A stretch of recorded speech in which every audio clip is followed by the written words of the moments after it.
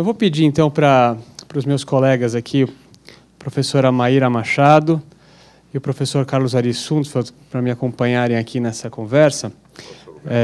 Você que escolhe. Tá bom. Tá bom. Olha, a ideia aqui, basicamente, eu vou até sentar, e a ideia é realmente a gente bater um papo bastante tranquilo. Espero não derrubar o meu café aqui. Bom, bom dia. Só vou falar no microfone justamente pelo fato de que está filmando. Meu nome é Mário Shapiro, eu sou professor aqui, sou coordenador do mestrado. E a ideia desse evento, a gente usualmente faz esse evento algumas vezes por ano. Esse ano a gente fez menos vezes, fizemos outro tipo de evento, mas é apresentar para vocês o nosso programa de mestrado, né? Nós gostamos muito do nosso programa de mestrado, a gente é muito orgulhoso e gosta muito de contar sobre ele para as pessoas que queiram fazê-lo.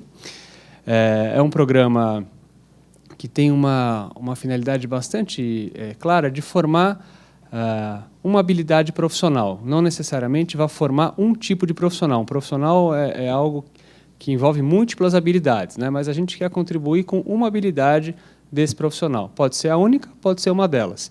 E essa habilidade é a habilidade de ser um professor pesquisador, né? Então, o que a gente chama de um professor pesquisador? Alguém que passe por aqui e aprenda não só a dar aula, que é algo bastante importante e difícil, mas aprenda também a fazer pesquisa, né? Aprenda a fazer uma pergunta de pesquisa, a elaborar uma hipótese de pesquisa, conduzir uma pesquisa de verdade. Então, produzir conhecimento, ter esse tipo de interesse. Produzir conhecimento novo, explicar alguma coisa que ninguém explicou, ou explicar diferente algo que alguém já explicou. É isso que a gente gostaria de formar aqui. Não necessariamente vocês tenham que, por fazer esse mestrado, encarar esse mestrado como a bala de prata da vida de vocês. Quer dizer, então eu vou fazer mestrado na GV, pronto, vou ser isso da minha vida. Pode ser que sim, nós nos tornamos isso. Pode ser que não, outros não se tornaram isso. Mas nós acreditamos que essa habilidade profissional é uma habilidade importante para várias atribuições que vocês vão ter na vida de vocês, né? Seja porque se vocês vierem de fato a ser um professor pesquisador, seja para outras atividades que vocês venham a fazer daqui para frente, porque a ideia aqui é que a gente seja capaz de aprender, por exemplo, a ter uma análise rigorosa, uma análise crítica, olhar algo em profundidade, desconstruir senso comum, aprender a fazer uma pesquisa com metodologia de verdade. Então, tudo isso, nós temos certeza, contribui para a formação de um bom profissional, né? Sobretudo e principalmente para aqueles que queiram, de fato, ser um professor pesquisador. Então, o que eu vou aqui procurar fazer, ao invés de a gente ficar falando muito, né, e vocês ficarem ouvindo e supostamente aquecendo, esse daqui falando, não gostei daquele cara chato pra caramba, não para de falar. Vamos fazer uma rodada, acho que seria legal vocês perguntarem o que vocês quiserem perguntar, falarem o que vocês querem falar, enfim, e a gente vai estabelecendo um diálogo, né, desde o que é o programa de mestrado, o que nós três ensinamos, como é que a gente funciona, né? Nós temos aqui 3 alunos do programa. Na verdade, a Sara já terminou o programa. A Sara Marinho, ela fez mestrado aqui, fazendo doutorado hoje na USP. Foi minha orientanda. Não apresenta sequelas. Isso você acha? Pelo menos visíveis. A Ana Beatriz também está fazendo o programa agora. Aparentemente está tudo bem. E o Caio também está super bem, né, Caio? Voltou da China, fez um intercâmbio de 6 meses na China, aprendeu mandarim? Pouco. Bom, voltou, né? Então, você achou o caminho do aeroporto, quer dizer, deu tudo certo, né? Então, enfim, acho que a gente pode fazer uma conversa aqui bastante descontraída. Inclusive, nossos alunos podem falar à vontade, como sempre, o que vocês quiserem contribuir, tá bom? Enfim, por favor, sintam-se à vontade.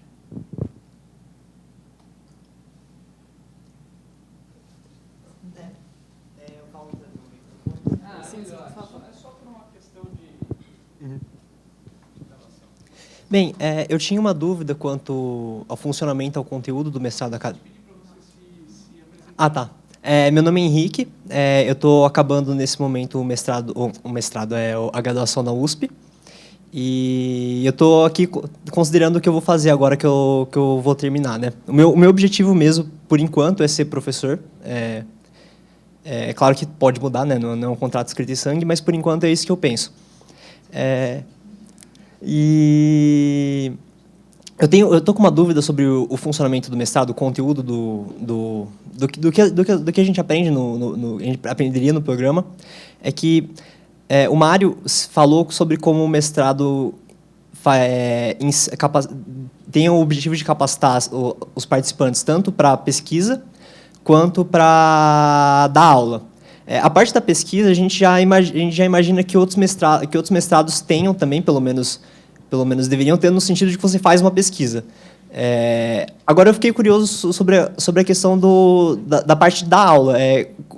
Como que isso faz parte do mestrado acadêmico?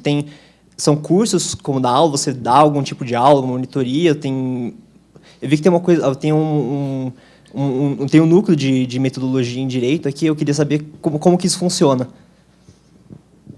Olha, eu vou dar uma resposta mais, digamos, formal, né? Mas depois eu queria que meus colegas falassem, porque são dois professores que inovaram muito em metodologia e seguramente isso perpassa aqui esse nosso núcleo.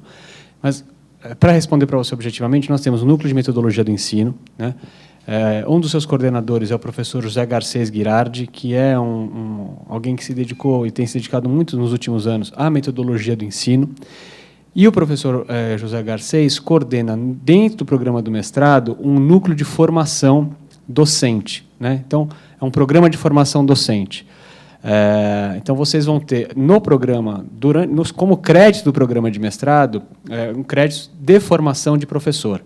Então, vocês vão aprender, por exemplo, a como montar um programa de disciplina, como fazer escolhas de disciplina, porque quando a gente pensa em dar aula, a gente pensa que, bom, o que eu vou chegar lá na frente, pegar o giz e sair falando, né? Isso é assim, um pedacinho da história. Quer dizer, para você fazer isso, o que a gente precisa aprender a fazer? Primeiro, um programa de disciplina. Quer dizer, o que eu vou ensinar? Vou dar direito civil. O que eu vou ensinar em direito civil? Né? Quais são as minhas escolhas? O que eu vou ensinar? O que eu não vou ensinar? Como é que eu vou avaliar os alunos? Como é que eu caso a avaliação dos alunos com o repertório que eu vou dar em sala de aula? Vou dar um curso mais enciclopédico ou vou dar um curso mais voltado para habilidades e competências? Quer dizer, vou esgotar potencialmente todos os assuntos ou vou criar nesse aluno a capacidade de aprender temas eventualmente não ensinados, né? Então, todas essas questões fazem parte de uma formação docente, né? E também, evidentemente, a comunicação em sala de aula. Quer dizer, como é que eu explico isso para um aluno? Então, dar aula é um empreendimento complexo, que não é algo trivial, né? Não basta... Dar aula envolve um aspecto semelhante a dar uma palestra, mas um só, que é falar. Todo o mais não é aquilo, né? Então, vocês vão aprender nesse crédito de formação docente o que é, digamos assim, o backstage do que é um professor. Nesse mestrado, bom, eu estou há alguns anos incumbida de dar a disciplina de pesquisa em Direito aqui para o programa.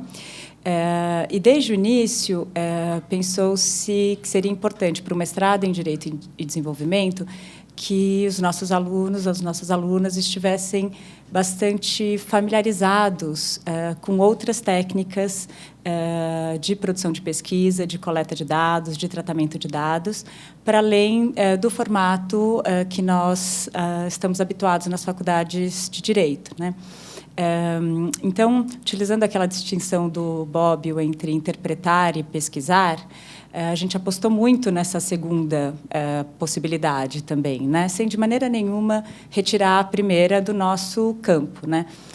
No nosso programa, há uma ênfase muito forte que os alunos localizem no seu campo de interesses algum tema, alguma problemática que realmente interesse, que realmente movimente, né, que tenha um pulso, porque, afinal de contas, vocês ficarão com este tema durante 2 anos, então é importante realmente que seja algo que os mobilize, né, de certa forma, porque o empreendimento de produção de uma pesquisa ele é bastante exigente, né, durante esses 2 anos. Vocês vão ficar assim, realmente, num nível de envolvimento com a temática bastante grande, então é importante que seja algo que, nesse campo grande do direito e desenvolvimento, seja algo que mova, né, que movimente. Então, nós organizamos o curso de pesquisa em Direito, um curso de 60 horas, com uma carga de leitura bastante grande, e que passa justamente por 4 grandes tópicos, né? No primeiro módulo, no primeiro momento, a gente trabalha uma série de questões epistemológicas, justamente sobre essa diferença, sobre esse aspecto peculiar da produção de conhecimento no campo do direito. Então, aqui, falando de modo muito simples, a gente trabalha muito a distinção entre o convencimento e a curiosidade. No direito, a gente está moldado a trabalhar em função do melhor argumento, né, de convencer as pessoas, convencer o nosso público de uma determinada posição. E, no campo da pesquisa, a gente age pela descoberta, né, em função da curiosidade. Isso nos coloca diante de uma distinção grande, que também no campo do direito ela precisa ser trabalhada com bastante cuidado, que é a diferença entre os problemas práticos e os problemas de pesquisa. Então, invariavelmente, vocês chegam ao mestrado com problemas práticos, né, com alguma questão no mundo que vocês querem, de alguma forma, resolver. Esse primeiro módulo e o contato com os orientadores, ele busca justamente ajudá-los, né, ou trazer algumas ferramentas para transformar, para reconstruir esse problema prático num problema de pesquisa. Essa diferença a gente vai tematizar bastante ao longo do nosso curso, mas, fundamentalmente, a ideia, como o professor Mário falou, é que, por intermédio do mestrado, a gente faz uma contribuição grande para o mundo, mas no campo de conhecimento. E isso exige que a gente estabeleça um diálogo muito próximo, muito claro, com o estoque de conhecimento já produzido, né? Bom, em seguida, passadas essas questões mais epistemológicas, que tendem a ser muito exigentes, justamente pela formação que a gente tem, né, na Faculdade de Direito, a gente passa para um módulo que é dedicado à construção do problema de pesquisa, da pergunta, eventualmente de hipóteses de trabalho em geral, ou hipóteses mais específicas, justamente para tentar, já no início do curso, no contato com os orientadores, estabelecer de maneira um pouco mais clara qual é o conteúdo, né, qual é o norte, a problemática central da pesquisa. E depois a gente se lança a conhecer os métodos, as técnicas de coleta existentes, pensando tanto no campo da pesquisa empírica. Nos últimos anos, os projetos têm sido, sobretudo, com demandas, né, com perguntas que exigem pesquisa empírica, mas, de maneira nenhuma, a pesquisa teórica está fora, né, do nosso campo de visão. Pelo contrário, há temas absolutamente fundamentais atualmente no campo do direito e desenvolvimento que precisam ser resolvidos teoricamente, que estão aguardando aí uma nova geração de mestrandos para enfrentá-los, mas muitos alunos e alunas chegam com problemáticas que demandam um olhar sobre o mundo empírico, né? Então, nós temos um módulo que se dedica justamente a isso, a observar ou a compreender, né, a partir de ter uma vasta literatura, não no campo do direito, né, sobretudo no campo das ciências sociais, que está voltada justamente a explicitar quais são as técnicas para fazer uma análise de documento, para realizar entrevistas, para sistematizar um conjunto de dados, para realizar um estudo de caso, para fazer observação participante, ou seja, uma série de elementos que fazem parte, né, e têm feito parte das pesquisas que são desenvolvidas aqui. E, no final do curso, a gente trabalha com essa última etapa da pesquisa, que é a etapa de análise, né, propriamente, ou seja, depois que a gente observa documentos, acórdãos, práticas judiciais, projetos de lei, programas, políticas públicas, enfim, o que quer que decidamos estudar, a gente ainda tem uma etapa importante no campo da pesquisa, que é relacionar, estabelecer uma articulação mais clara entre esses dados, isso que foi observado, e o quadro teórico que nós escolhemos para realizar as inferências. Então, a gente dedica um último módulo a essa temática, porque, para isso, também há técnica, né? Também foram desenvolvidas algumas ferramentas que auxiliam nesse campo. Então, de certa forma, a gente, aqui no mestrado, a gente está se engajando a um movimento grande que existe hoje em várias universidades brasileiras de enfatizar a produção, a produção científica no campo do direito com esse outro conjunto de ferramentas, né? Hoje, atualmente, na minha época de faculdade, isso não era uma possibilidade tão clara, né? Além da vida de professor, que muitas vezes estava conjugada com outras atividades, a gente não tinha o mercado de trabalho para pesquisa em direito que nós temos hoje, né? Hoje, várias instituições governamentais, ONGs, terceiro setor, etc., organismos internacionais, contratam pesquisadores para produzir diagnósticos sobre os mais variados problemas jurídicos. Então, a gente começa a observar um campo que exige esse profissional, né, habilitado para a produção de pesquisa, não só no campo acadêmico, né, mas também em outras áreas. Por isso, essa formulação do Mário, de professor-pesquisador, então, esse conjunto de habilidades ele pode servir no mercado, tanto para a produção de pesquisa, né, no campo da pesquisa em direito, quanto no campo acadêmico propriamente dito. Além do que o professor Mário falou, e esse programa é muito mais interessante do que pode parecer à primeira vista, quer dizer, tem uma riqueza, tem uma experiência acumulada muito grande, o que essa escola oferece tem muito a ver com a característica de ela ser uma pequena escola com professores muito dedicados a ela. Então, para lhe dar um exemplo, os meus orientandos me acompanham nas aulas que eu dou.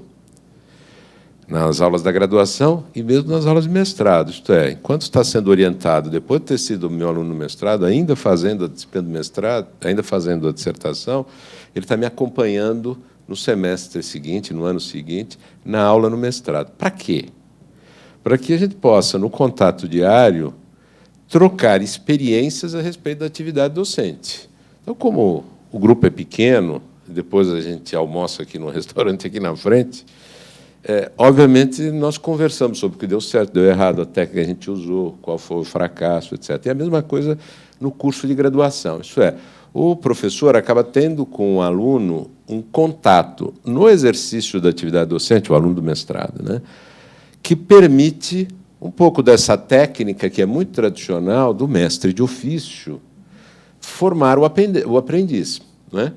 Mas, um pouco em decorrência do espírito que uma escola como essa tem, é uma formação um pouco reverente. Isso é, o aprendiz vai nos ajudar a questionar aquilo que nós fazemos. Então, esse é um tipo de atividade que é muito comum aqui. Os alunos eles buscam isso, não só com o seu orientador, mas com outros professores. Então, poder acompanhar de verdade e dialogar com o professor sobre as experiências docentes que ele está vivenciando é uma coisa rica. E não é só assistir a aula, não, é ajudar a montar o programa, criticar o programa que foi montado, ajudar a revisar quando a coisa não está dando certo, porque as coisas dão errado também, né? Então, você vai aprendendo. Isso do mestre de ofício, eu estou referindo aqui porque está ligado muito a acompanhar o desenrolar de uma experiência profissional. Isso é uma atividade profissional, ser professor. Além disso, nós temos vários programas que dão oportunidade, e são voltados, na verdade, aos iniciantes. Então, um outro que eu coordeno aqui é a Escola de Formação Pública, que é mantida hoje pela Sociedade de Direito Público, em conjunto com a FGV. E esse programa é não só para trazer alunos de graduação das várias escolas para começar a sua vida no campo da pesquisa e da docência com foco no direito público, né? Mas é também para propiciar aqueles que já passaram por isso ou estão em outros estágios, por exemplo, no mestrado acadêmico aqui, a oportunidade de ter experiências docentes, aí com mais autonomia do que acompanhar a experiência docente do professor. Aí já é um momento de maior risco, eles correm maior risco, né? E isso envolve acompanhar professores que eles não conhecem na montagem das aulas, depois na avaliação das aulas que ocorreram e eles próprios darem aula. Então, é um conjunto de experiências que, no decorrer de 20 anos, o programa tem 20 anos, nós montamos, que é voltado exatamente para propiciar a iniciação docente, desde o primeiro momento, o momento de tensão em que ele vai ter a sua primeira oportunidade no palco, vamos dizer assim, né? Então, essa escola propicia isso, um intenso contato com as experiências docentes, mas acompanhado com muita reflexão, muito debate, muita crítica sobre o que é a atividade docente, quais são as técnicas que funcionam, que não funcionam. E o núcleo de metodologia e as atividades de formação docente que a Marina Feferman, professor Garcês, coordena, são muito ricas nesse sentido. Oi, bom dia, meu nome é Danilo. E eu tenho uma dúvida a respeito de como os orientadores escolhem seus orientandos e qual é o papel do projeto de pesquisa que a gente apresenta na inscrição. Assim, até por uma dúvida pessoal, eu já prestei a prova outra vez e tenho um projeto que eu gostaria de desenvolver, mas eu sinto algumas dificuldades metodológicas e acredito que entrar para o mestrado me ajudaria a superar essas questões, né, que eu não tenho conseguido superá-las. Assim, algumas questões de como eu vou quantificar aquilo que eu pretendo estudar, enfim, esse tipo de coisa. Então, gostaria de saber mais ou menos essa relação. Se também acontece de mudar o tema, enfim, aperfeiçoar. Eu vou falar mais formalmente da escolha dos orientadores, e aí depois acho que a Maíra pode falar da história dos projetos, porque, enfim, é quem mais acompanha esse tipo de debate. Em regra, os programas de mestrado, como vocês devem saber, vocês disputam a vaga quase que já casados com o orientador, né? Então, vocês precisam ter um orientador para entrar no programa, né? Nós seguimos aqui um método totalmente diferente, né? A gente se inspira aqui em outros programas, como, por exemplo, o Programa de Ciência Política da USP e outros programas fora do país também, em que ninguém tem orientador antes de disputar o processo seletivo. O processo seletivo começa com uma prova de conhecimento, uma prova de línguas, e depois vocês apresentam, se aprovados, vocês vão ser convidados a apresentar o projeto de vocês diante de uma banca, e aí vocês vão ser avaliados, e aí vocês serão selecionados para o programa. Neste momento que vocês serão selecionados para o programa, né, nós temos aí até 20 vagas, não necessariamente precisamos preenchê-las, né?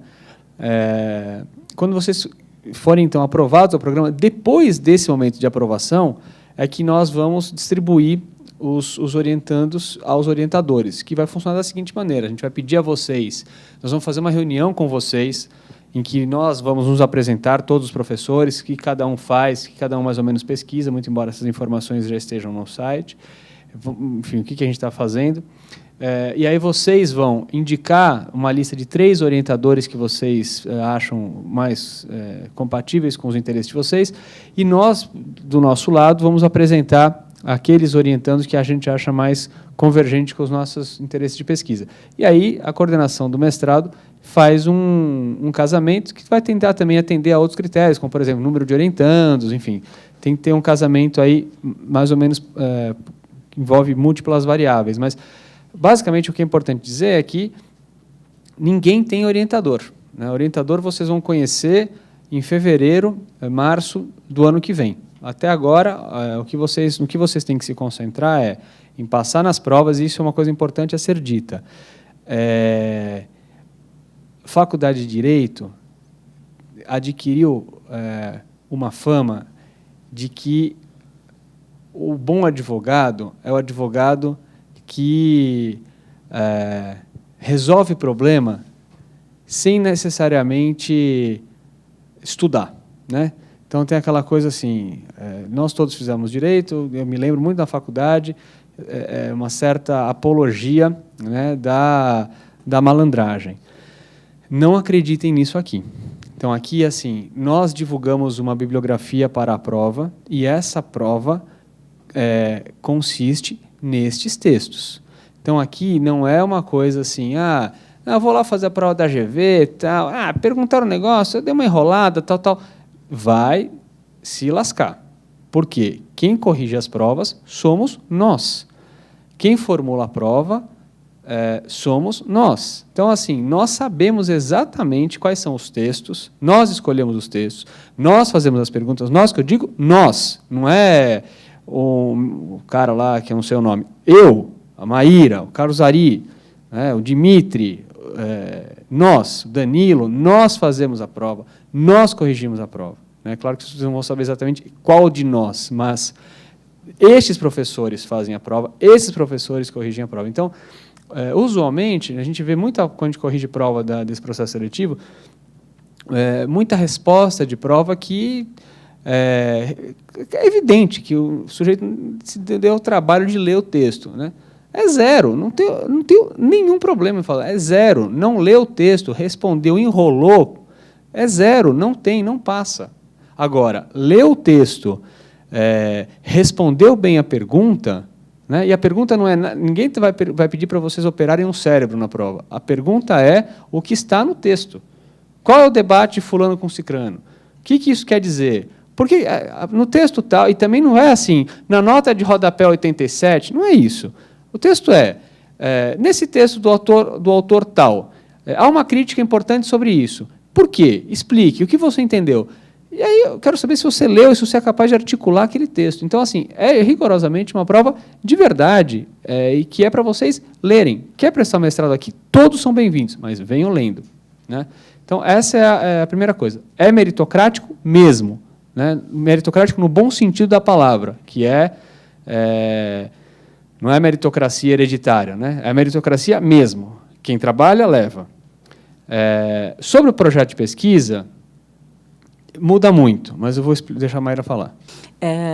Mas o projeto ele tem uma importância, né, a preparação do projeto, justamente porque ele indica para a comissão, né, para os avaliadores, para os professores que estiverem na banca, qual é o conjunto de interesses, de que modo vocês formulam essa problemática de pesquisa, o que vocês estão atentos o tipo de sensibilização que vocês têm em relação às dinâmicas jurídicas como um todo, a literatura que vocês já percorreram.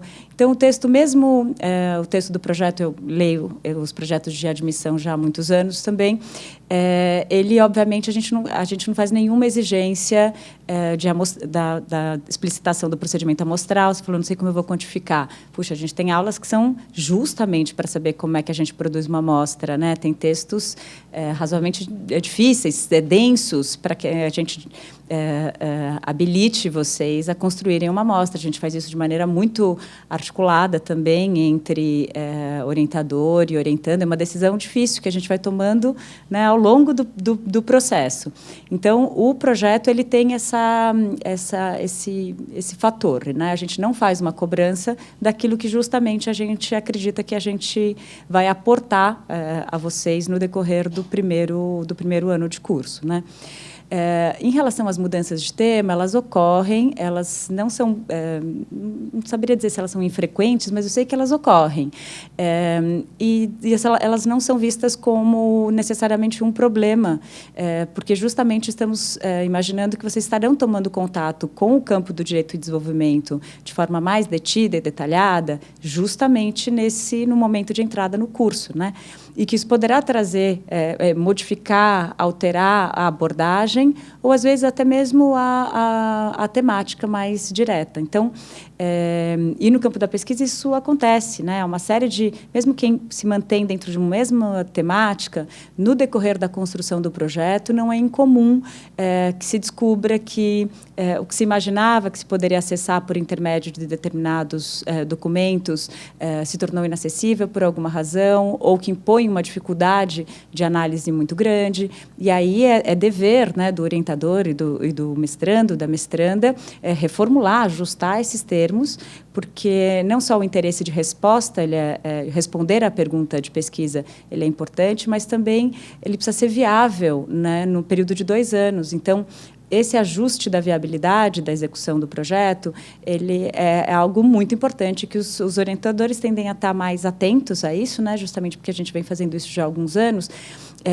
para que a gente possa, justamente, para que vocês possam se debruçar sobre uma temática, sobre um problema, sobre um conjunto de dados, sobre uma literatura, que vocês possam percorrer em um ano e alguns meses, para que sobre justamente bastante tempo para as tarefas de análise, redação da dissertação, etc., né? Então, as mudanças ocorrem, os ajustes no decorrer do projeto, eles são bastante comuns. Mas, ao mesmo tempo, vale a pena se dedicar ao projeto, a essa explicitação desse campo de interesse, porque é mais um elemento que está sendo, né, que é avaliado. Não o rigor metodológico, porque esse a gente acredita que a gente consiga apresentar depois.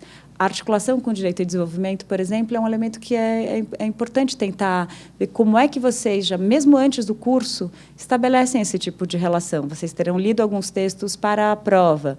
Então, tentar observar essa questão de pesquisa que está interessando, né, esse problema específico com essa literatura que vocês percorreram para a própria prova, né, num desses quesitos do projeto Relação com o Direito e Desenvolvimento, é algo que também é valorizado. Sara, qual que era o seu projeto de entrada aqui? Quando eu pensei em falar sobre isso, né, exatamente. Eu lembro que quando eu prestei a seleção do mestrado, eu apresentei um projeto sobre recuperação judicial, que era decorrente de uma iniciação científica que eu fiz na graduação, né? Então foi. E você se formou onde? Eu me formei na Universidade Federal do Ceará, na Faculdade de Direito. Fui bolsista de iniciação científica no meu último ano de graduação e por isso eu procurei esse programa, né? Quando eu resolvi que eu queria seguir uma carreira acadêmica, esse inclusive foi a única seleção que eu prestei, assim que eu me formei. Enfim, eu apresentei esse projeto na seleção, como estratégia de seleção, e daí é interessante que vocês três estejam aqui exatamente, porque eu lembro que no primeiro mês de aula, por conta de uma das tarefas designadas pelo professor Carlos Ari, em uma das minhas disciplinas, eu acabei fazendo um estudo de caso sobre a participação do BNDES numa empresa que tinha pedido recuperação judicial. E daí eu tive uma ideia para um novo projeto que não tinha mais. Eu já tinha uma orientadora, que era a professora Viviane, mas eu tive uma ideia para um novo projeto que estava no campo do direito empresarial, mas que mudava muito a abordagem do tema e mudava muito o assunto que eu estudava, né, e também a relação do assunto com o direito e desenvolvimento. Eu resolvi estudar as estratégias societárias das participações, dos investimentos por participação societária da BNDES-PA, né? Eu fiz um estudo dos objetivos do BNDES ao realizar investimentos por participação societária. E daí, num processo muito natural, eu acabei me tornando orientanda do professor Mário Shapiro. Então, foi realmente uma mudança drástica que acabou ocorrendo em função das disciplinas que eu cursei mesmo no programa. Enfim, eu já tinha iniciado também o programa de pesquisa da professora Maíra, então, realmente, o apoio da escola em função do projeto, para que a gente desenvolvesse projetos que realmente nos interessavam, foi real, né? E as disciplinas me ajudaram muito a chegar nessa formulação. Só mudando da água para o vinho, Milena, qual foi o seu projeto de entrada? Nossa, gente, não estava. Eu não sou um bom exemplo, acho, aqui para o programa, mas o meu caso meio. Eu entrei com um projeto para estudar ensino do direito, estava muito envolvida nessa temática, muito encantada. E de onde você estava vindo? Eu me formei na Faculdade de Direito de Ribeirão Preto e, por conta de uma experiência como estagiária da Rede de Pesquisa Empírica em Direito, enfim, foi também uma opção, o único programa que eu prestei, por conta dessa identificação com o programa e com a forma de fazer pesquisa no direito. Foi essa a pergunta, né? Eu já viajei um pouco. Qual foi? E aí, você entrou para esse estudo de direito, e aí eu me mudei totalmente, fui estudar conflitos fundiários urbanos e política urbana a partir de um caso do caso Pinheirinho e, enfim, mudei de orientadora também, foi uma mudança bem drástica. Está contente? Muito, nossa, foi incrível. Eles não são remunerados, viu? Não, e aí tem uma fala que acho que é bem bacana, que foi o Garcês era meu orientador no início, e aí quando eu fui conversar com ele, é uma coisa que me marcou muito. Falando, professor, eu não sei mais se eu quero estudar ensino do direito, e eu não sei, estou encantada com essa outra temática. Ele falou, Milena, você entrou aqui para mudar. Se você não mudar, é porque esse programa não valeu a pena. Então, essa possibilidade da gente se descobrir, mudando, e, enfim, essa mudança que é bem bacana aqui.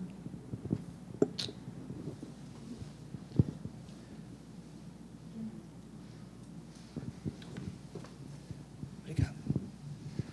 Meu nome é Fábio e eu sou candidato também. Já apresentei meu projeto, todos os documentos necessários. E a minha dúvida é um pouco relacionada ao objeto do mestrado de vocês, que é bem focado em direito e desenvolvimento. O projeto que eu estou apresentando ele tem um viés mais social, fala sobre a população marginalizada, mas eu pensei um pouco sobre isso porque, até olhando no próprio site da FGV, tem uma história falando que a ideia, até os anos 90, de direito e desenvolvimento, era muito ligada a um viés econômico. E que, a partir de então, depois dos anos 90, começou a se enxergar direito e desenvolvimento sobre outros aspectos de direitos sociais, direitos humanos, enfim.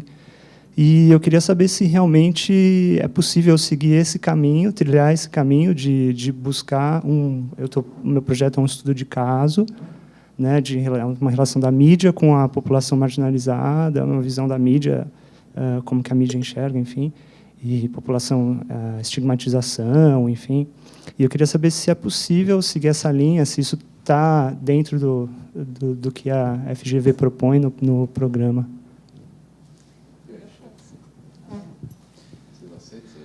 Olha, a gente aceita, sim. Na verdade, eu queria te dizer o seguinte, direito e desenvolvimento, né, o que a gente tem pensado aqui, direito e desenvolvimento, né? E no mundo inteiro, quando as pessoas, né, pensam em direito e desenvolvimento, o que é basicamente direito e desenvolvimento, para falar de uma forma muito simples? É pensar o direito de países em desenvolvimento. Então, tem conflitos, tem singularidades, tem questões típicas, características locais que são de países em desenvolvimento, né? Ninguém vai fazer aqui uma apologia da jabuticaba, quer dizer, a gente quer estudar só o que é brasileiro, né? Uma coisa meio Policarpo Quaresma. Não é isso. Mas, assim, existem alguns problemas de países em desenvolvimento. Por exemplo, tem conflitos de... Como é que a gente discute direitos humanos em países que têm dificuldade de garantir enforcement da lei? Os países em desenvolvimento têm esse problema.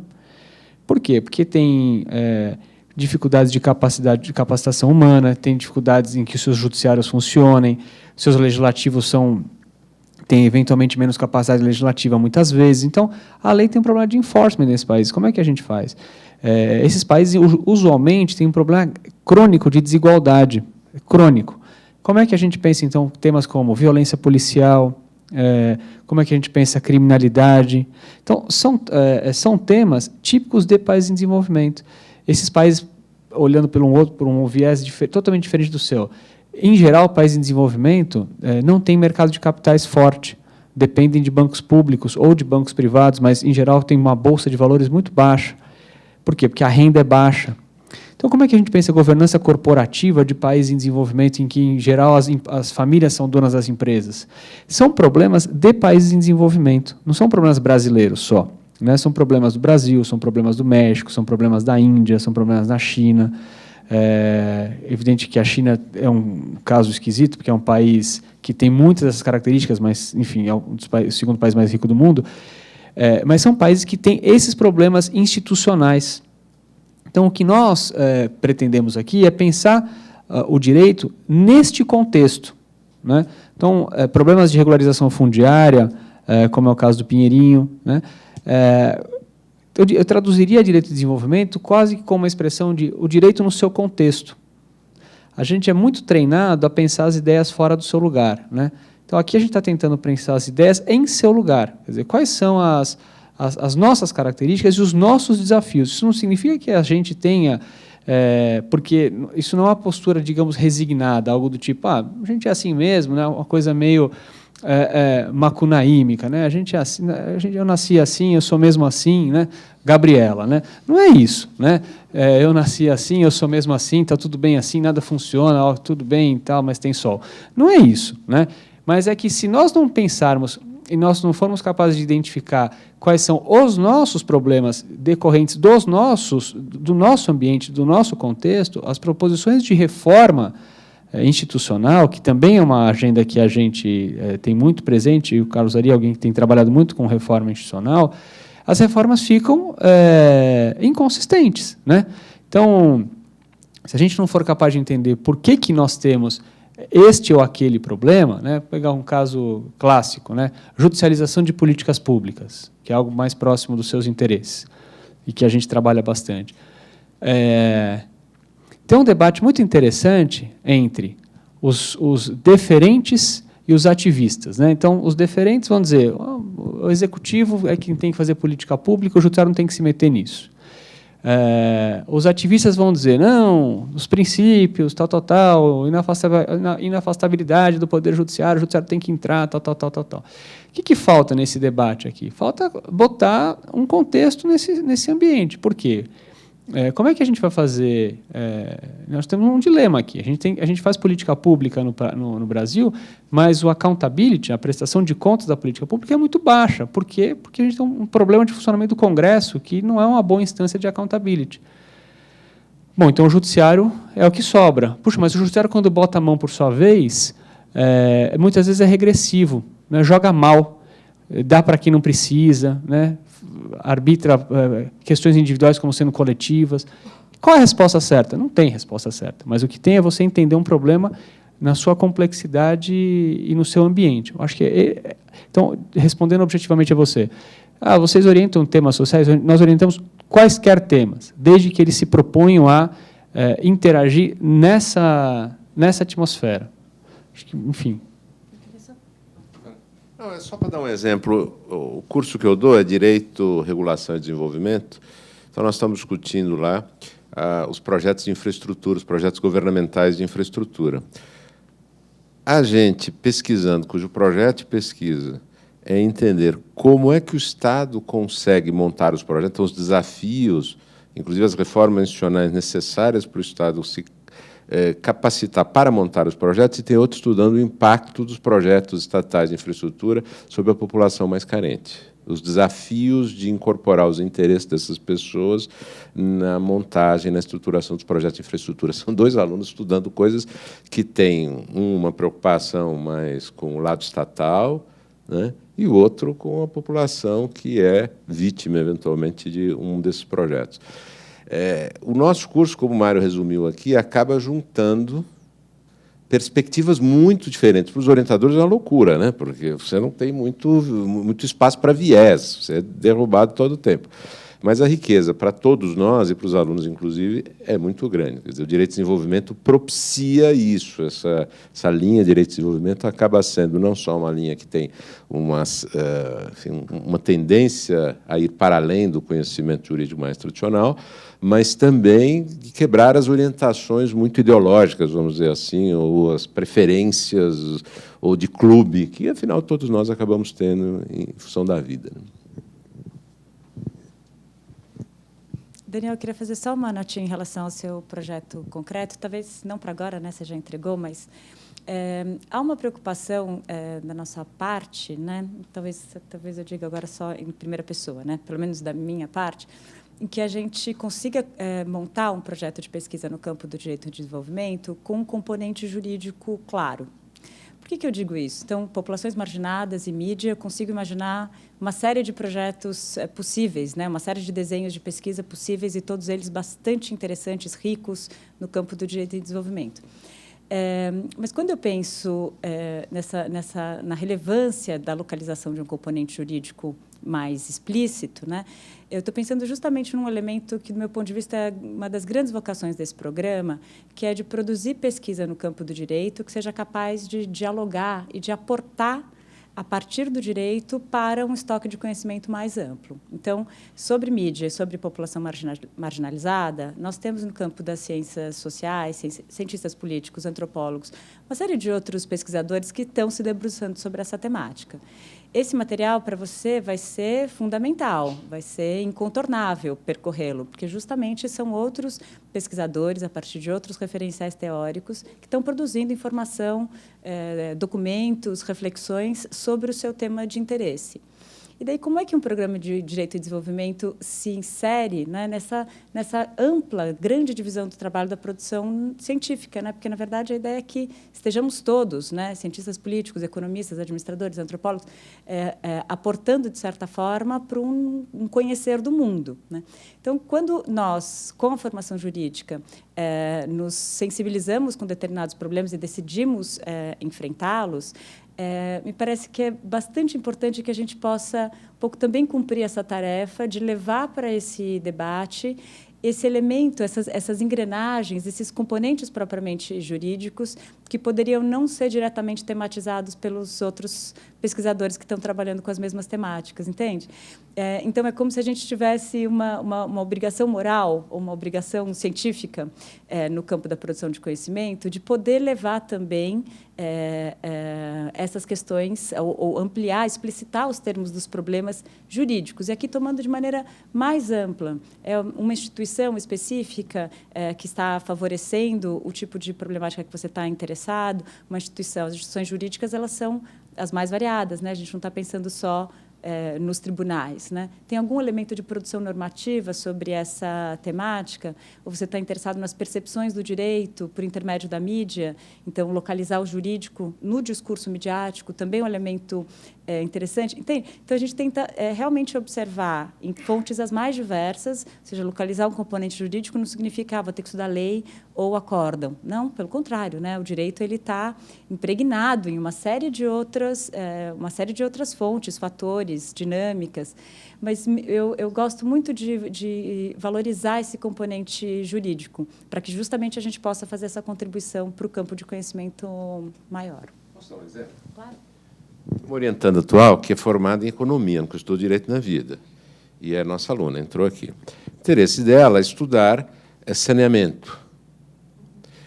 Bom, tudo que eu disse para ela desde o primeiro momento eu sou um rábula, não adianta que eu não vou dialogar com você como economista. Eu vou me obrigar a trazer você para fazer uma contribuição que tome algo dos desafios jurídicos e leve para fora, né?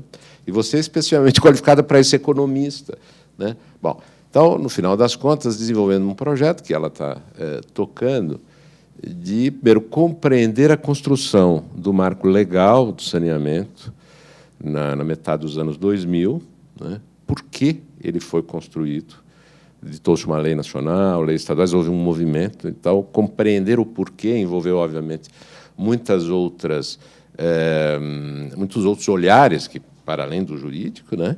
Mas também entender, afinal de contas, qual foi a resposta normativa para aquele momento que se vivia, e depois escolheu estudar a estratégia da Agência Reguladora Estadual Paulista para implementar uma das decisões do novo marco regulatório, que é submeter as empresas estatais à regulação de tarifas. Como é que a agência reguladora enfrentou esse desafio, que é um desafio de implantar uma decisão jurídica? Envolve muitas questões de compreensão, inclusive econômica e tal, dos modelos e tal, mas tem uma questão jurídica. É importante, quer dizer, a preocupação em entender o condicionante jurídico nesse jogo, que é um jogo que vai muito além das questões jurídicas, né? Mas esse eu acho que é um grande desafio. Não necessariamente a pessoa, ao entrar, é capaz do seu projeto, estou vendo que você está aqui preocupado, certamente, nessa altura, né? Que nós vamos ficar olhando e falar, esse projeto não tem nada a ver com o direito, fora com ele. Não é isso. Não necessariamente eles têm uma falha invalidando, não é isso. Mas que, durante o curso, você será convocado a se aproximar das questões jurídicas para poder levá-las para fora, não tem a menor dúvida. É um curso de Direito e Desenvolvimento, é um programa de Direito e Desenvolvimento, né? Ana Beatriz, o que você está estudando? Só que ela olhou para trás, tem duas? Bom, eu também, acho que assim como a Milene e a Sara, eu também troquei de tema, então é super normal, troquei de orientador. E, no momento, eu estou estudando as políticas municipais de trânsito e diálogo com o contexto internacional.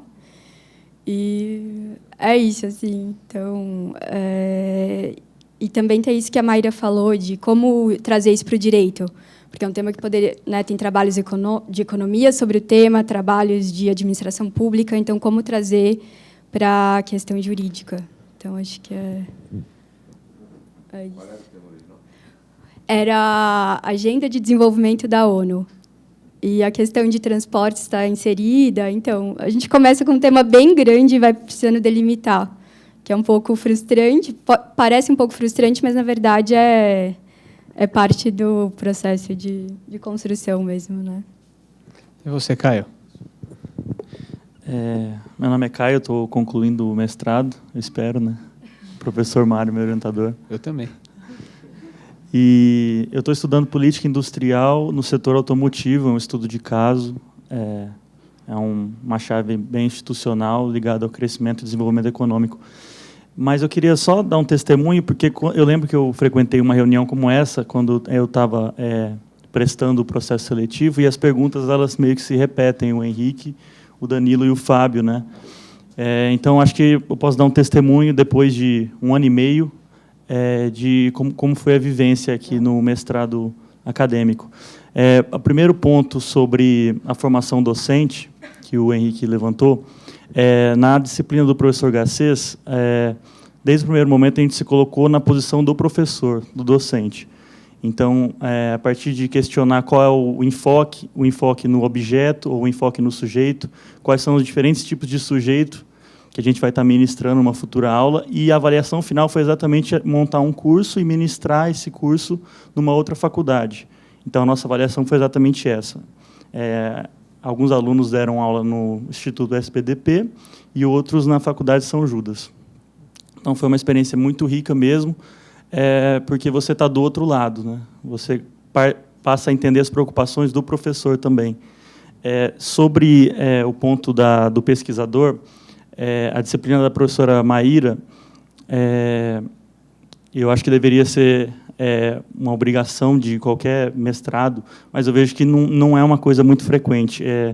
Essa exposição que ela trouxe para novas ferramentas, muitas vezes das ciências sociais, essa mudança de postura do parecerista para o pesquisador, que é diferente, o rigor na problematização, que ela sempre chamou atenção para esse rigor na análise, e também é muito dinâmico, porque a gente discute os projetos com os alunos.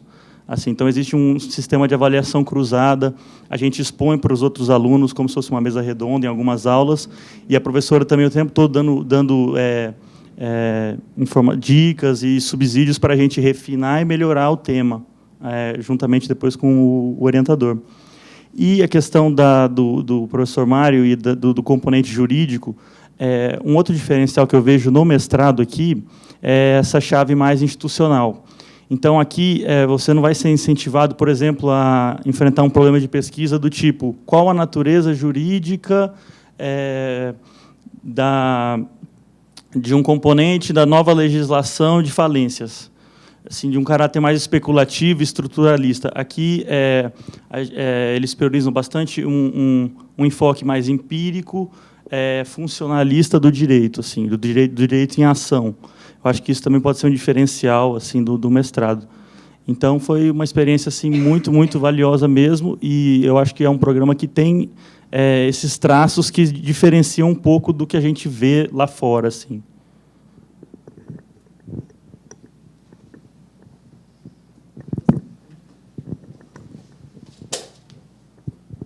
Bem, fazer mais uma pergunta.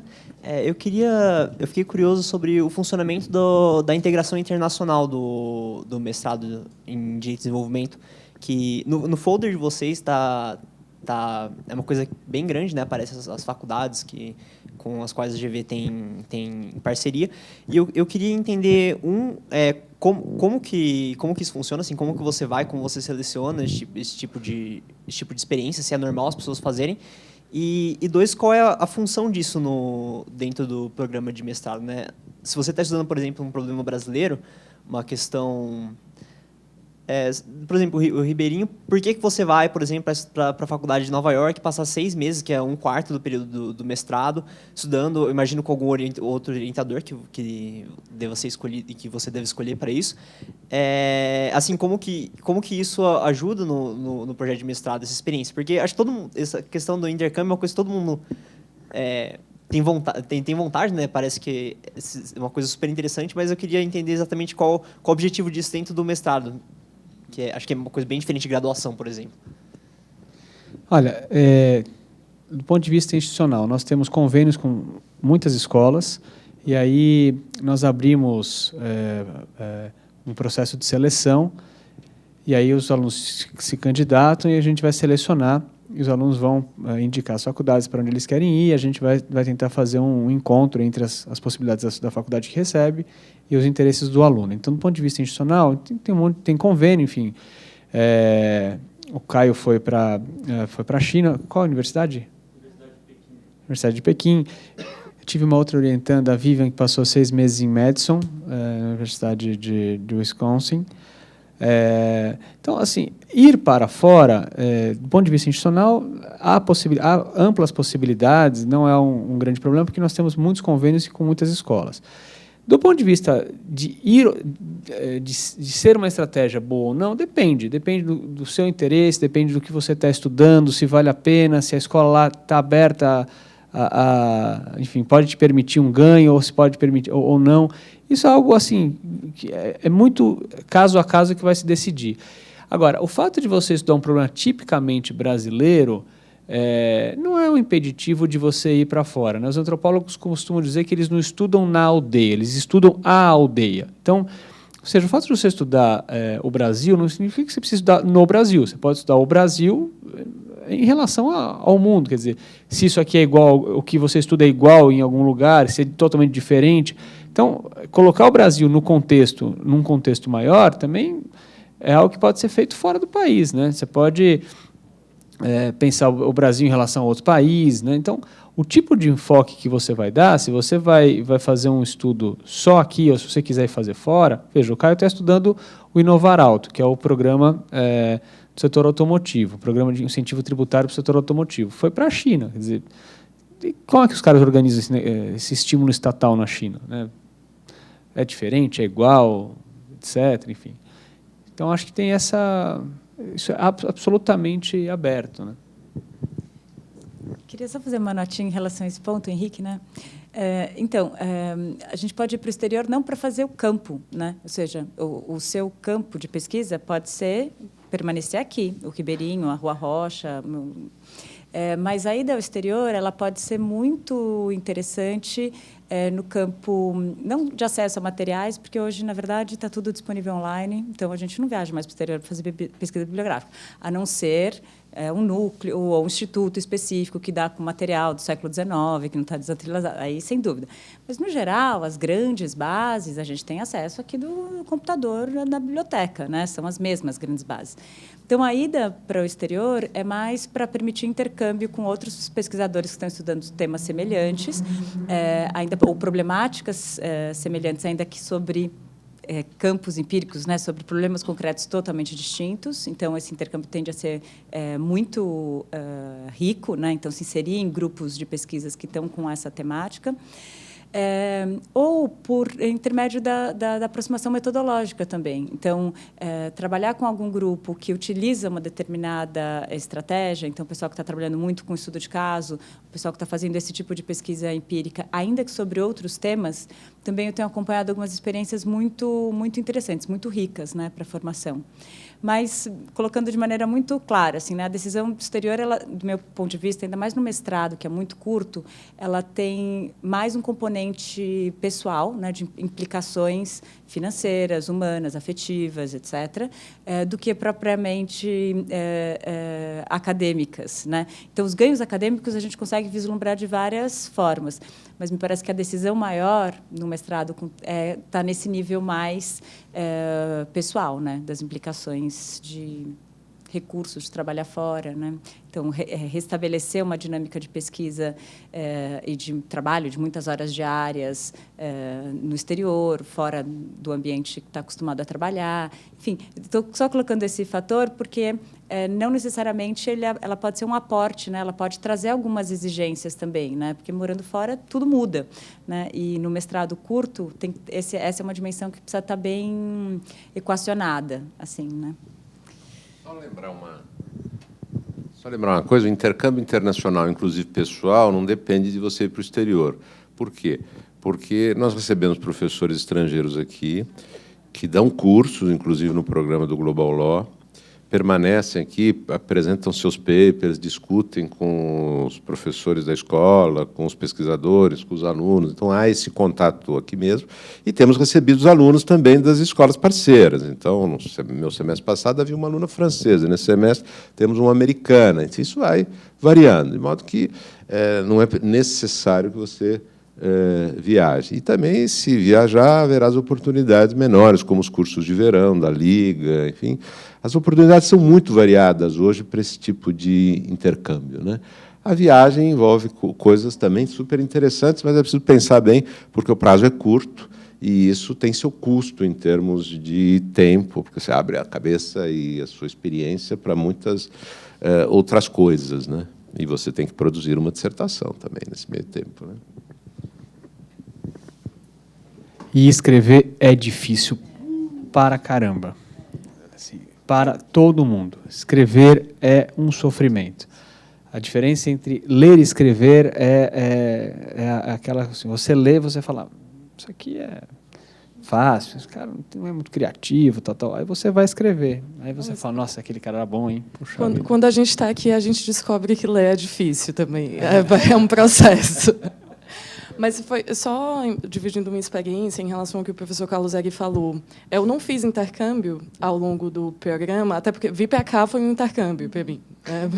Praticamente, eu vim do Ceará para cá para fazer o mestrado. Mas o ambiente de interlocução dentro da escola com os professores estrangeiros é muito aberto, muito concreto. Eu lembro que, no primeiro semestre, eu fiz um curso com o Jonathan, que era um professor da Universidade de Miami. Foi muito importante também para fechar o projeto. Era um curso sobre direito e desenvolvimento nos BRICS. E, ao longo do programa, vários eventos... A escola abriga muitos eventos internacionais, além dos alunos intercambistas e dos professores. Então, por exemplo, quando eu estava defendendo a dissertação, o professor David Trubeck abriu uma vaga de pesquisa num projeto sobre direito internacional econômico. E hoje eu sou assistente de pesquisa dele. Ele precisava de alguém que falasse português, né, e inglês também, mas o fato de dominar a língua portuguesa era essencial para a vaga. Mas eu certamente não teria o background de pesquisa necessário para esse trabalho se não fosse esse programa. E por mais que eu não tenha... Eu adquiri esse background mesmo nunca tendo feito o programa de intercâmbio enquanto eu estava aqui.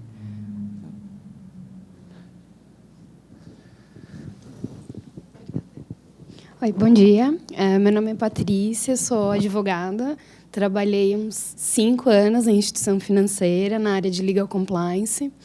E o ano passado eu tomei uma decisão de sair, porque a área acadêmica sempre foi uma coisa que me atraiu, e eu achei que era o momento de tentar. E, em paralelo a tudo isso, nesse período, eu tenho feito alguns cursos aqui na FGV e participado de alguns eventos que ela realiza, inclusive de âmbito internacional, como vocês estavam mencionando. E os 2 últimos ainda foram esse ano, do Bingham Center, que foi um simpósio muito interessante sobre Rule of Law, e o último agora do Corruption Institution Design, com a professora Ackerman, foi maravilhoso, sobre o livro dela. E nesse evento da professora Ackerman, foi mencionado que quem organizou foi o grupo, eu não lembro o nome, se era anticorrupção ou combate à corrupção, e ficou na minha cabeça se esse era um grupo, por exemplo, um grupo de pesquisa do mestrado, e, independente disso, eu gostaria de saber como funcionam os grupos de pesquisa dentro do mestrado, que é uma coisa que me interessa. Esse grupo é o Grupo Anticorrupção. Ele não é um grupo... do ponto de vista organizacional, o nosso mestrado ele tem nós temos dois tipos de, digamos, coletivos na escola. Nós temos assim os núcleos, que são a organização do mestrado, então reúne os professores do mestrado. Em paralelo aos núcleos, isso tem toda uma lógica de regulamentação da pós-graduação, porque esses núcleos são inscritos no CNPq como grupos de pesquisa, enfim, tem uma estrutura toda piramidal na pós-graduação brasileira, e nós, então, aqui temos os tais núcleos que nos abriga, né? Muito embora a gente não é rigorosamente religioso com isso, a gente não é assim, nós não temos departamento aqui na escola, quer dizer, então, eu vou fazer uma digressão curta, mas eu vou responder a sua questão. Tem uma professora nossa que uma vez tinha uma pesquisa muito interessante, eu sempre dou esse exemplo, sobre responsabilidade. E uma vez ela conversando com um professor de Direito Civil, esse professor disse a ela assim, falou, poxa, mas lá na GV você estuda responsabilidade, então você estuda responsabilidade penal, civil, administrativa, quer dizer, você estuda tudo, né? Tentando um pouco... Era um sujeito mais velho, e ela é uma professora, não é tão mais jovem, mas já tem, enfim, mais jovem há menos tempo do que ele. E aí ele estava um pouco tentando desacreditá-la, do tipo, quer dizer, vocês não são especialistas em nada, né? Responsabilidade penal, administrativa, civil, tal. E ela respondeu, falou, olha, não, nós somos bastante especializados aqui. Meu problema de pesquisa é responsabilidade. Acho que quem estuda bastante coisa é o senhor, que estuda direito do autor, obrigações, contratos, família, sucessões. Então, voltando à questão da estrutura e da função que o Caio mencionou, é uma mudança de perspectiva. Quer dizer, se o problema é responsabilidade, qual é a questão? Quais são as responsabilidades envolvidas ali? Mas eu não estou olhando para outras partes do direito civil, né? Então, quer dizer, nós não somos uma escola departamentalizada nessa perspectiva, não, eu sou civilista. Se o problema é de responsabilidade e ele tem um desdobramento penal, né, ou, no caso de corrupção, eu sou um administrativista, estudo corrupção, e tem aqui um desdobramento da lei do Código Penal de corrupção, mas eu só estudo a lei anticorrupção porque é uma lei administrativa, isso não existe. Quer dizer, se eu estudo corrupção, é o caso exatamente como você deve ter visto da Susan Rose Ackerman, que, aliás, é uma economista e dá aula de direito administrativo. O problema da Susan Rose Ackerman é corrupção. Então, ela estuda democracia, responsabilidade, improbidade, as questões penais, rule of law, enfim, né? Quer dizer, quais são as questões que respondem ao problema corrupção, né?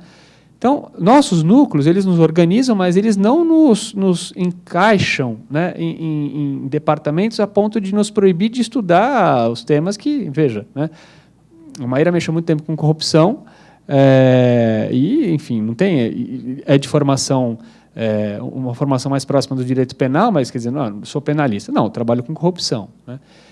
Então, essa é a primeira questão. Os núcleos, eles existem, mas eles não são estanques. Além dos núcleos, a escola é uma escola viva, né? Porque as pessoas estão aqui o tempo inteiro e as pessoas se organizam em grupos. E esses grupos não são grupos formais dos mestrados, mas eles são assim, reúnem pessoas, usualmente são abertos à comunidade. Nós temos vários grupos. Nós temos grupo de inovação, a gente tem grupo de mediação e arbitragem. Um desses grupos é o grupo anticorrupção. Então, ele não é um grupo exatamente do mestrado, mas ele é um grupo que é um grupo da escola, em que, enfim, ele faz eventos abertos, ele permite participação em reuniões, enfim, ele é algo a se interagir estando por aqui.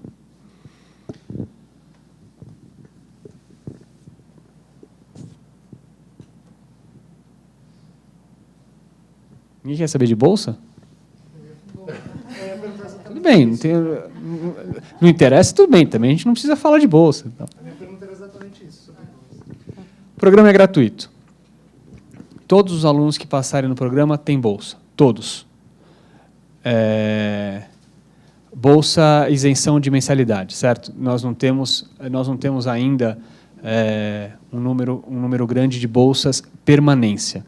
Normalmente, nós temos por ano uma média de 2 bolsas permanência, ou seja, além da isenção da mensalidade, ainda há uma bolsa CAPES de permanência. Além da Bolsa CAPES, há a possibilidade de se tentar outras bolsas, com a Bolsa da FAPESP, mas, sendo franco com vocês, hoje cada vez mais difícil, porque o orçamento da FAPESP, enfim, está sendo enxugado, etc. Mas, então, as bolsas permanência são mais difíceis, muito embora a Bolsa CAPES, nós temos tido 2 por ano nos últimos todos os anos. E a mensalidade é isenta. Os alunos que, eventualmente, queiram trabalhar fazendo o programa, para estes alunos, né, nós não conseguimos isentar a mensalidade. Ou seja, se o aluno quiser trabalhar full-time e tiver um bom projeto e a gente achar que é o caso de apostar nesse aluno, esse programa não tem como ser isento. Agora, quem tiver um trabalho tempo parcial, 20 horas por semana, enfim, fizer um trabalho absolutamente compatível com o do mestrado, esse programa vai ser isento.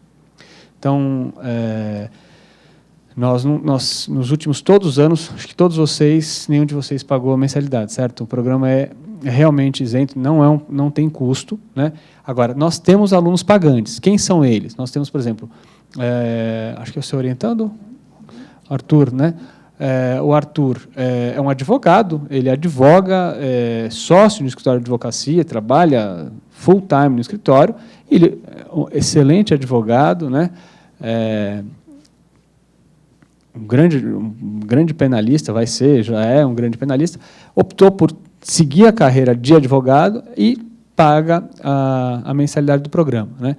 Então, agora, é verdade que nós também temos, por exemplo, pesquisadores que trabalham aqui como pesquisadores, inclusive, num contrato de 20 horas e continuam tendo a mensalidade isenta. Então, a regra aqui a regra de ouro aqui é o seguinte, né?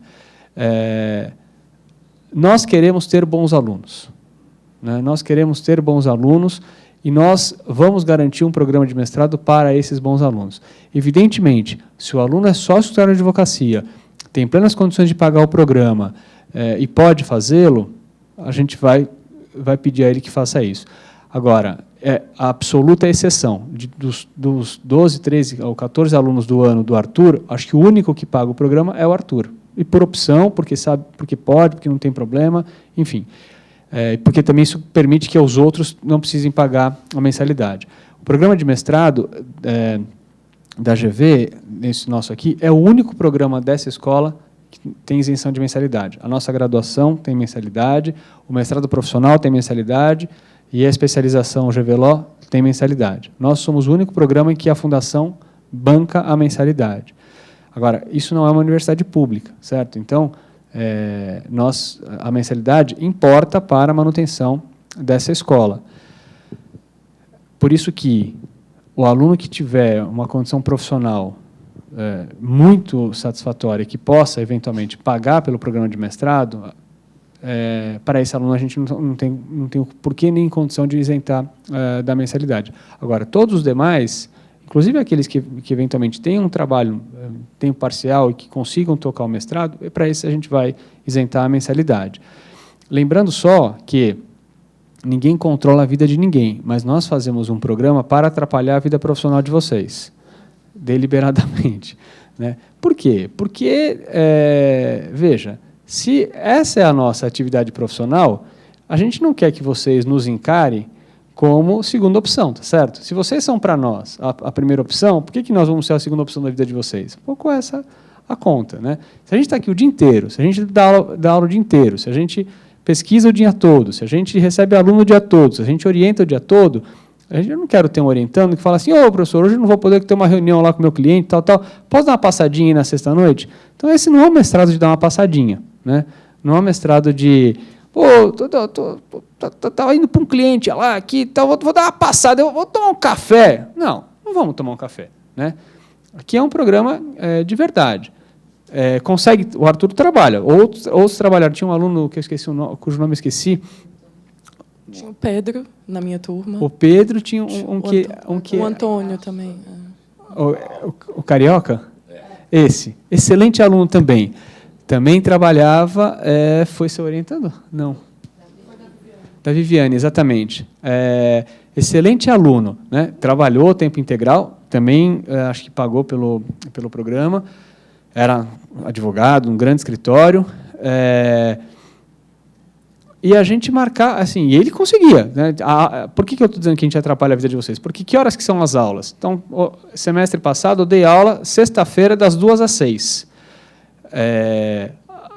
Tem aula à tarde, a aula da Maíra das 5 às 8. Carlos Ari dá aula de manhã, das 9 à 1, né?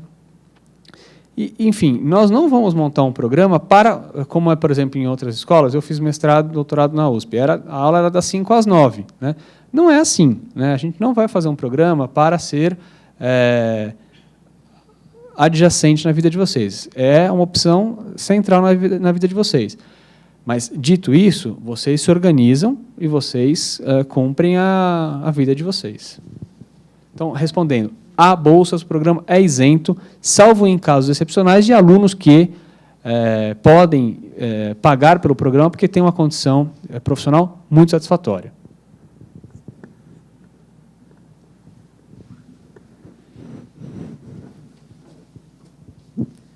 Bom dia, meu nome é Dandara. E eu queria saber, com relação ao critério de escolha, se a existência de publicações ou experiências acadêmicas anteriores, se isso é algum determinante. Para a entrada no programa? Sim. Determinante, não é. A gente além das provas, né, e do próprio projeto, a entrevista vai buscar observar esses elementos que a gente está conversando aqui, né, sobre o comprometimento, o interesse em se engajar num projeto como esse. Mas o que sim fará muita diferença é para quem vai pedir bolsa para a agência de fomento. Então, como o Mário mencionou, especialmente a FAPESP aqui do Estado, ela está realmente, as bolsas de mestrado são cada vez mais difíceis, mas elas não são impossíveis, né? A gente tem mestrandos aqui que fizeram com apoio FAPESP. E para esse apoio, sim, os elementos da súmula curricular, né, do histórico do candidato, da candidata, são fundamentais. Então, elementos como publicação, já na graduação, iniciação científica, acabam contribuindo, né, para esse elemento de seleção. Mas, para a gente, que eu saiba, não é um critério. Não é, então. A gente está aqui mais procurando olhar para o futuro do que para o passado, né? Não é diferente da lei de licitações, né, professor Carlos Ari? Só a qualificação econômica e a qualificação técnica. E a gente quer ver se vocês são capazes de fazer a obra, não se vocês fizeram obra parecida.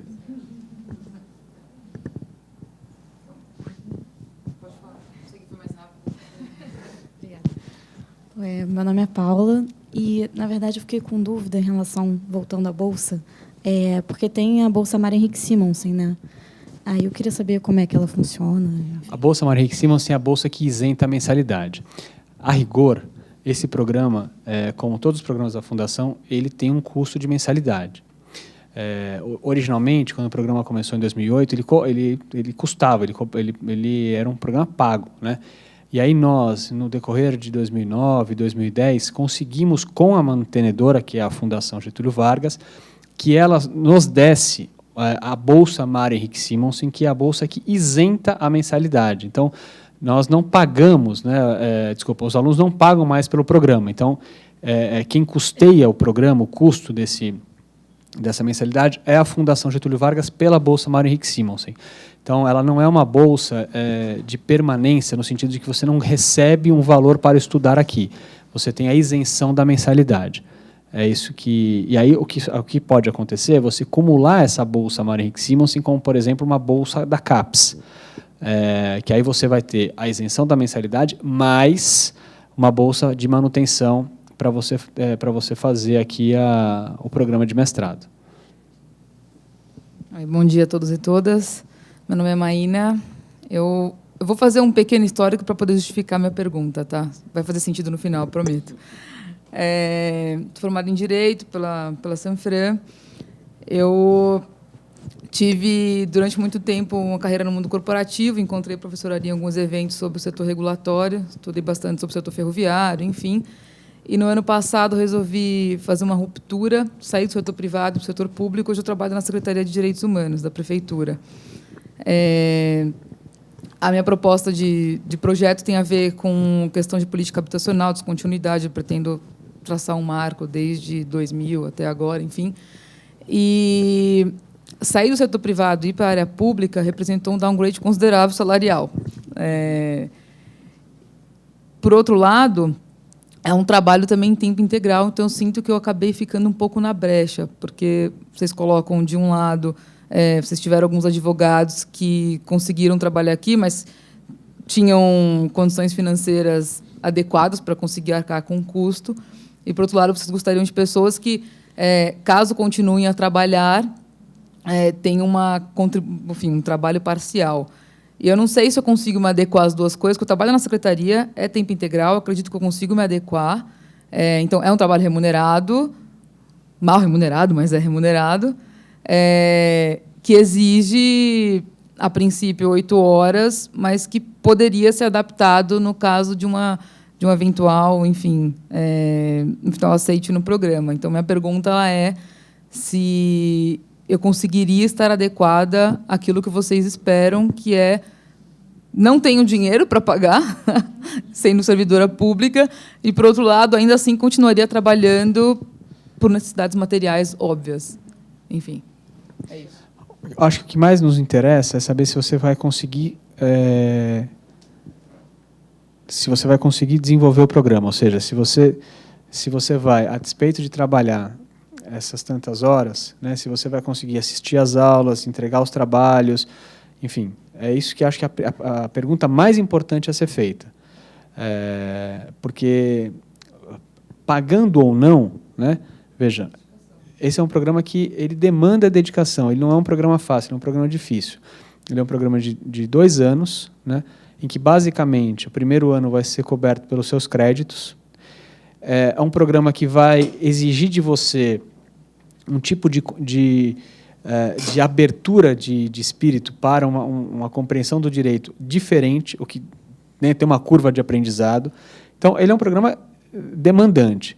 Se você conseguir, e muitos conseguem, levar essas duas coisas juntas, eu acho que essa é a primeira resposta importante que você acha que tem que honestamente se fazer e avaliar. A segunda questão que depende da gente se nós entendermos que você é uma candidata que vale a pena investir, a gente vai investir em você. Acho que essa é a resposta. Assim, vamos dizer, qual é a regra do jogo? A regra do jogo o programa é tempo integral. E para os alunos tempo integral, a isenção é de mensalidade. Certo? O que a gente tem visto ao longo do tempo? Que nós, eventualmente, estamos perdendo excelentes candidatos. Sendo absolutamente franco com você, a gente está perdendo excelentes candidatos por uma regra que pode estar sendo mal aplicada. Se a gente entender que você é uma candidata que vale a pena apostar, a gente vai apostar em você, independentemente dessa condição. Só queria dizer uma coisa, só que, evidentemente, é preciso fazer uma avaliação. É impossível ter um caso com o mestrado acadêmico da Direito TV. É impossível ter um caso. Aqui é uma relação profunda, intensa e dolorida, como toda relação amorosa sofisticada. É assim. Então, é preciso fazer, e os que estão aqui, acho que são pessoas mais qualificadas do que nós para dizer isso, porque a gente não supõe, não é capaz de supor o peso da demanda que não só nós individualmente como professores, mas a instituição acaba colocando sobre eles. Então, os que passaram antes e continuaram com a vida profissional, puderam fazê-lo, os exemplos mencionados aqui, a gente conhece bem, porque eles tinham condição de ajeitar a sua vida profissional em função da demanda no período que estava aqui. E é muito demandante, quer dizer, não dá para calcular só o horário da aula e nem imaginar que no fim de semana você escreve uma dissertação de mestrado, é impossível. Então, esse é o grande desafio, de verificar se o seu momento profissional permite esse tipo de adaptação. Acho que vale a pena falar que o relatório da Bolsa Mário Henrique Simonsen, que isenta a mensalidade, nós somos semestralmente submetidos a uma reavaliação. Então, para ver se cumprimos com as exigências e se, enfim, se estamos integrados integralmente ao programa. Então, né, acho que pode ser. Reprovou disciplina, pede bolsa. Tem isso, mas não é que o relatório, porque talvez não passe diretamente por vocês. É algo que a gente envia diretamente para a coordenação. Mas o relatório ele exige uma autoavaliação, né, a cada semestre. Então, você não pode ter reprovado nenhuma disciplina, mas você também relata para o programa como aluno qual você tem que pensar nas habilidades que você adquiriu ou que você aperfeiçoou ao longo daquele semestre, em função da dedicação à escola. E a coordenação usa esses critérios para julgar se a bolsa é algo da mensalidade, algo que é renovado a cada semestre. Então, por exemplo, pode ser que o programa julgue, e você também julgue, que era viável conciliar a atividade profissional com o programa, mas a cada 6 meses você tem uma oportunidade para provar que aquilo deu certo, e o programa também de rever se é o caso de continuar naquela mesma situação, né?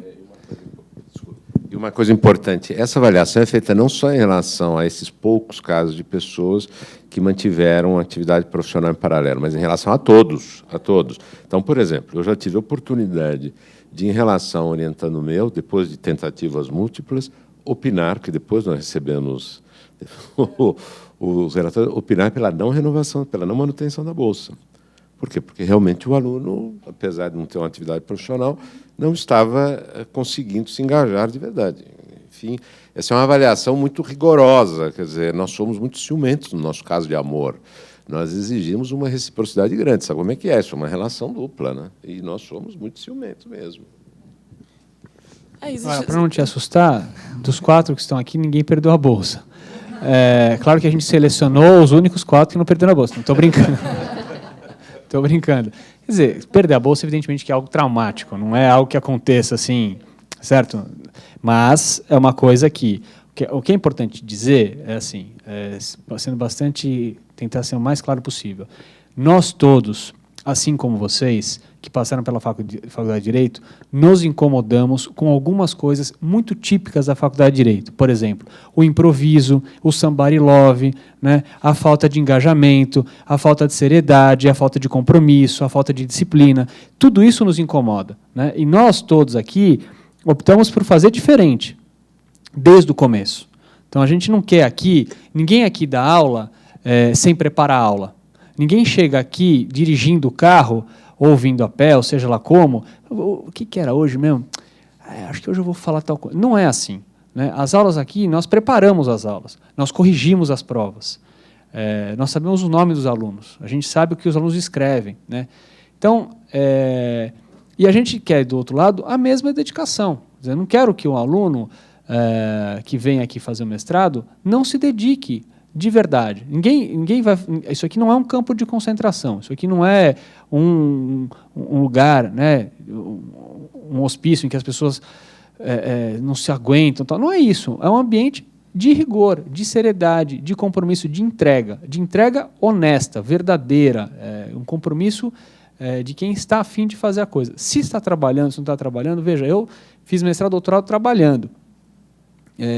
Inclusive, um período da minha vida na prefeitura, saía da prefeitura às 6 horas da tarde e ficava na biblioteca até às 10 horas da noite, todos os dias. E fiz, né? Sobrevivi, com algumas sequelas, é verdade, mas sobrevivi. Então, assim, é possível? É possível, mas vai te exigir uma dedicação. Se você tiver afim, né, a alma, se não for pequena... Eu acho... É que isso tem a ver, muito do que vocês falaram, tem a ver com uma proposta que a escola leva realmente muito a sério, que é a de colocar o aluno como na posição de protagonista. Né? Eu não tive nenhum professor aqui nessa escola que não se levasse muito a sério. Mas, para concluir um curso, é indispensável que você seja muito bom aluno, mas no sentido de estar engajado no curso 100% daquele tempo. Então, o papel... Existe Na forma tradicional de se ensinar direito, nas faculdades de direito, existe algo que é muito confortável para o aluno, que é a posição passiva dele em sala de aula. E o engajamento tem que ser muito intenso, porque aqui não existe espaço para isso. Você tem que estar 100% lá, você tem que ter lido, ou você tem que estar engajado no processo o tempo inteiro para o curso funcionar, né? Então, eu acho que acaba sendo um programa muito interessante.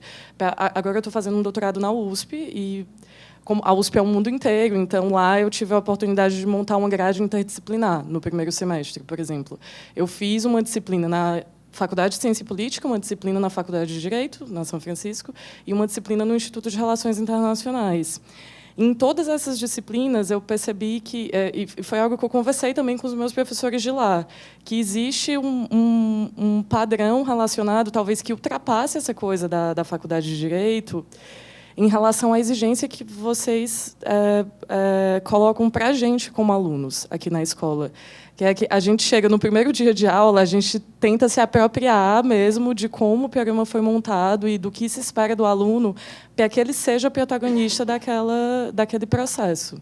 Né? Então, talvez, extrapolando o ambiente da própria Faculdade de Direito e as críticas que se tem à Faculdade de Direito, essa escola seja muito bem-sucedida nisso. Para sermos bons professores, temos que ser bons alunos, né? Antes de qualquer coisa. Só uma última notinha nesse ponto da Sara, também em relação à vida, a transformar a vida que a gente tem em uma vida de pesquisador. Né? A gente mencionou várias tarefas que são dadas. Né? Então, tem as disciplinas, tem os textos para ler. Mas a tarefa maior, do meu ponto de vista, que vocês enfrentam no mestrado, é a de descobrir o que vocês querem pesquisar. O tipo de reflexão que se coloca, o tanto de espaço que vocês precisam abrir na vida para pensar sobre isso. Então, não está lendo, não está assistindo aula, não está trabalhando, está parado pensando. E sem esse espaço, a gente não avança. Aí o pessoal que fez o mestrado e que viveu... E é um trabalho longo, são meses, testando uma pergunta, e daí começa com uma primeira formulação, e para, e pense. Ou seja, além daquilo que a gente consegue quantificar, né? Tem tantas horas aula, com uma carga de leitura de 80 páginas por aula, sei lá, tem alguns aspectos das tarefas que são mais quantificáveis. Mas esse outro, principalmente para quem vai viver pela primeira vez a experiência de elaboração de um projeto, de condução de uma pesquisa, a gente sequer tem clareza de quanto tempo a gente leva para fazer isso, né? Então, essa questão de abrir um espaço na vida, um espaço mental para reflexão. Quando a gente está lendo o texto, a gente não está pensando sobre ele. Na aula de epistemologia, a gente tem mecanismos da teoria da observação que nos ajudam a ver isso, né? Quando a gente está observando, a gente não está refletindo sobre a observação, a gente está observando. Enfim, então, botar na conta do cotidiano também esse espaço, o espaço do erro. O campo da pesquisa é o campo do erro. A gente tenta, faz uma série de testes, de experimentações, antes de escolher o tema com o qual a gente vai embarcar por 2 anos. Então, a gente pode trabalhar 6 meses em cima de uma coisa. Todos que narraram que trocaram de tema, isso significa que eles trabalharam sobre questões que eles deixaram para os doutorados da vida, para os artigos, para as outras coisas. E isso é absolutamente parte, né? Esse erro nesse sentido, né? Comecei a buscar aqui, mas não foi ali que eu encontrei, comecei a buscar. Então, esse espaço precisa ser contabilizado também para quem vai trabalhar e para quem não vai, né? Fora aquela situação em que depois que deu tudo certo, você lê um trabalho e fala, fizeram. Sempre tem. Enfim, mas são as dores e delícias dessa vida, que eu acho que é gratificante. Então, acho que vale a pena apostar.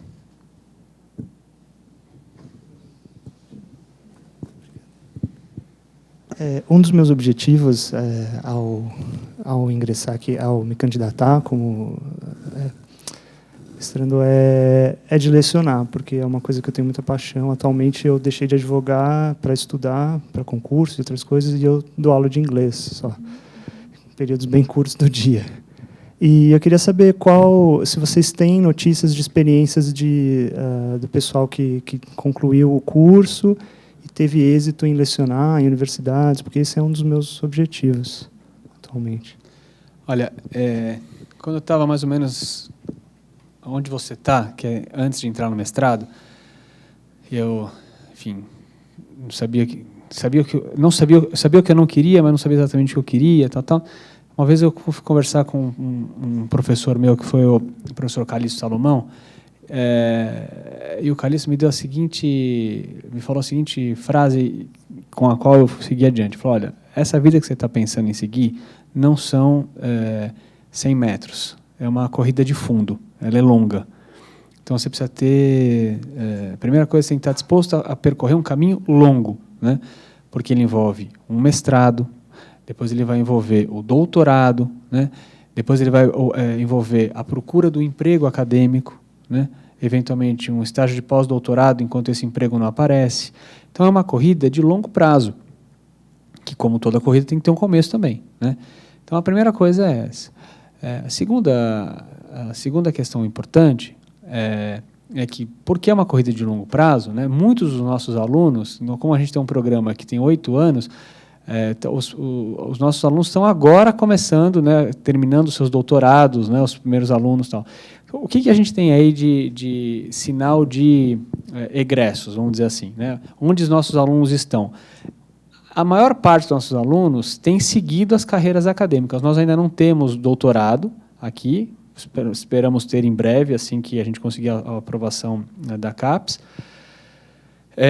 Mas, a despeito disso, nossos alunos estão seguindo por aí. Então, a Sara foi fazer doutorado na São Francisco. Eu tenho um ex-aluno nosso, o Vitor, foi fazer doutorado nos Estados Unidos, está fazendo doutorado em Sociologia. Tem uma outra aluna nossa, a Lucila, foi fazer doutorado no Instituto Europeu, lá na Itália.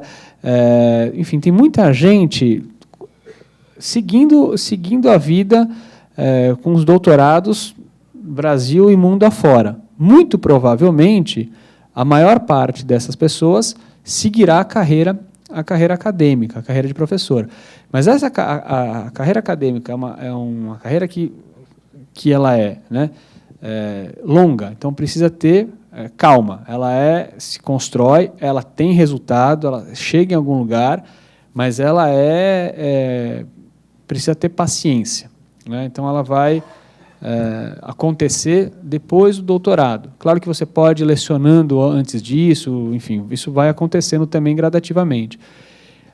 Mas nossos egressos, o que eu posso dizer eles têm tido muito sucesso na colocação do próximo passo, que é o passo do doutorado, e a gente espera que o passo adiante também seja bem sucedido. Por enquanto, o próximo passo tem sido bom. A gente tem experiência de alguns, mas é porque você tem que fazer escolhas, né, na fase do doutorado. Eu, por exemplo, minha escolha é focar na parte da pesquisa. Eu quero, porque acho que o professor Mário quis dizer é que, para se tornar um professor credenciado num programa de pós-graduação, isso é um caminho muito longo, é uma fase assim, de pelo menos 10 anos de estudos. Mas aqui na escola mesmo, a gente tem 2 egressos do programa, que é o Rubens e o Renato, que são professores em tempo parcial na graduação hoje. E temos outros colegas também de Alexandre Pacheco também. O Alexandre Pacheco também. Então, temos outros colegas de outras André turmas. Rosílio, dando aula na SBD, na Escola de Formação, né? No GVLO. Então, então que é um outro tipo de escolha de como conduzir o doutorado, né? Então, também, quer dizer, tem essas possibilidades da docência em tempo parcial, não só aqui, como em outros tantos programas. Em outras instituições, né? Também, na São então, Judas. Né? Sem dúvida que sim. Agora, eu acho que o que o Mário está dizendo é coisa séria. Tem um brilhante aluno, que foi, aliás, da SBDP também, e hoje é professor em Londres. Uma posição admirada, até porque ele é admirável. E ele é o Daniel Wang. E o Daniel disse, olha, tudo bem, mas a vida de professor, comparando com meus colegas, e eu conheço os colegas dele, ele é o mais brilhante de toda a turma, a vida de professor ela se aproxima muito da de estudante no início, em termos de oportunidades profissionais que você precisa pegar, que parecem mais estágio do que propriamente e do ponto de vista da remuneração, quer dizer, tem uma diferença, né? Até que você consiga se estabelecer como um profissional na academia, e aí você vai realmente se dedicar àquilo, é uma longa jornada, como está dizendo o Mário. Isso corresponde a uma mudança dos últimos 20 anos. Não foi sempre assim. Qual foi a mudança? É de que, para você chegar nesse estágio profissional, há uma longa formação. É difícil ter uma profissão que exige uma formação tão longa quanto a de professor, porque, quando acaba a formação de todos os outros, a do professor ainda está quase que no meio. Essa que é a verdade. Então, é uma opção profissional que tem essa característica. Agora, enfim, cada um tem seus talentos, desejos, e é capaz de fazer suas apostas, né? É assim. E, nesse meio tempo, as instituições de pesquisa me parecem ser uma área importante, um crescimento notável. A gente tem outros alunos, estou pensando no pessoal que trabalhou comigo, que, escolhendo pelo doutorado diretamente ou não, alguns fizeram escolha por um outro mestrado no exterior ou outra formação no exterior, mas se engajaram em instituições, em centros de pesquisa que, por intermédio de editais, participam de programas de pesquisa de 6 meses, 1 ano, ou de esfera governamental ou internacional. Então, esse acaba sendo, do ponto de vista da atuação profissional mais direta, né, saindo do mestrado, uma possibilidade também. Ainda mais na sua área. Algumas áreas mais, outras menos, né? Mas, a sua... Mas, enfim, quanto tempo demorou a medalha do Diego Hipólito, né? Opa! E tem muita queda, né? Mas que, ao longo do processo, existe vida, né? Só pra... Mas veja que ele não se arrependeu da medalha, né? Não se arrependeu. Então é isso. O Daniel Wang está arrependido. Nem o Daniel Wang, que é esse professor, eu dei monitoria para ele, né? Quando ele me constrange, ele fala: o Mário foi meu professor. Eu falo: não, vai devagar, é amigo, né? Mas de fato, um amigo nosso, ele se formou em Direito e foi fazer o mestrado, doutorado na Inglaterra, e hoje é professor de uma universidade na Inglaterra, na Queen Mary, um constitucionalista de primeira linha, uma vida difícil, né? Uma vida que não é... Veja, uma vida... Eu estou brincando aqui com o Diego Hipólito, porque, assim, essa é foi uma boa comparação que o Carlos Ari fez. Quer dizer, o sujeito faz um MBA, ele já está pronto para ser milionário no mercado financeiro, né? Você faz um mestrado em Direito, você está pronto para o doutorado, certo? Então, um pouco essa é a perspectiva. Agora, por outro lado, né, eu acho que o talento que eu tenho é para fazer o que eu faço. Se eu me botasse no mercado financeiro, acho que eu quebrava um banco. Então, é um pouco, de fato, os talentos de cada um, né?